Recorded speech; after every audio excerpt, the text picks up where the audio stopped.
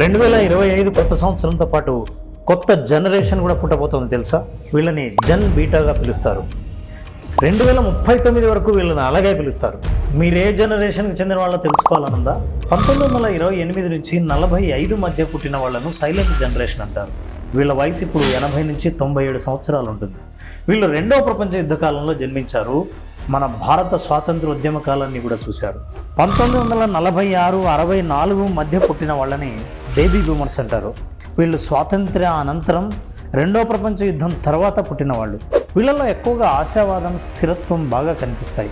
అంతేకాదు ఆర్థిక అభివృద్ధి, జనాభా పెరుగుదలలో వీళ్ళు చూశారు. వీళ్ళ వయసు ఇప్పుడు దాదాపు 60 ఏళ్ల నుంచి 78 ఏళ్ల దాకా ఉంటుంది. 1965 నుంచి 80 మధ్య కాలంలో పుట్టిన వాళ్ళని జెన్ ఎక్స్ అంటారు.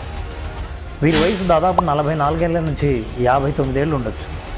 అంటే వీరు ఇండిపెండెంట్గా ఉండడంతో పాటు వీళ్ళ జనరేషన్లో నిర్ణయాలు తీసుకోవడంలో కన్ఫ్యూజన్ కూడా ఎక్కువే. వీరి కాలంలోనే పేరెంట్స్ వర్క్ చేయడం చూశారు. అంతేకాదు విడాకుల కేసులను కూడా ఎక్కువగానే చూశారు. 1981 నుంచి 96 మధ్య పుట్టిన వాళ్ళను జెన్ వై లేదా మిలీనియల్స్ అంటారు. వీరి వయసు దాదాపు 28 నుంచి 44 సంవత్సరాల వరకు ఉంటుంది. ఈ జనరేషనే ఎక్కువ టెక్నాలజీని, ఇంటర్నెట్ విపరీతంగా పెరగడాన్ని చూశారు.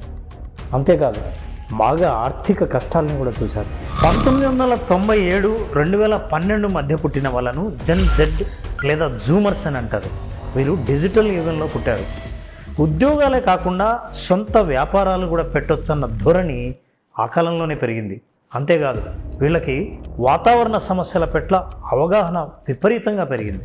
ఇక 2013, 2025 మధ్య పుట్టిన వాళ్ళను ఆల్ఫా జనరేషన్ అంటారు. వీళ్ళు ఇప్పటికే టీనేజ్కి వచ్చి ఉంటారు. చాలా క్రియేటివ్, టెక్నికల్లీ ఎక్స్పర్ట్. వీళ్ళపైన తల్లిదండ్రుల ప్రభావం విపరీతంగా ఉంటుంది. ఇక ఇప్పుడు ఈ 2025 సంవత్సరం నుంచి పుట్టబోయే వాళ్ళను బీటా జెన్ అంటారు లేదా జెన్ బీటా అంటారు.